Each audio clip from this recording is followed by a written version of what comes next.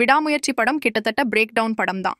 And break டவுன்ல இல்லாத ஒரு கேரக்டர் இந்த படத்துல அது தீபிகா கேரக்டர் தான். அந்த கேரக்டர் ரெஜினா ப்ளே பண்ணியிருந்தாங்க.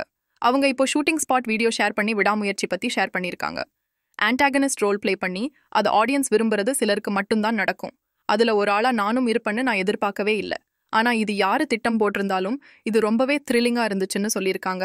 அண்ட் அஜித் சார், மகள், த்ரிஷா, அர்ஜுன் சார்னு டீம்ல உள்ள எல்லார் கூடயும் நடந்த மூமெண்ட்ஸ் பத்தி ரெஜினா தனித்தனியா ஷேர் பண்ணியிருக்காங்க.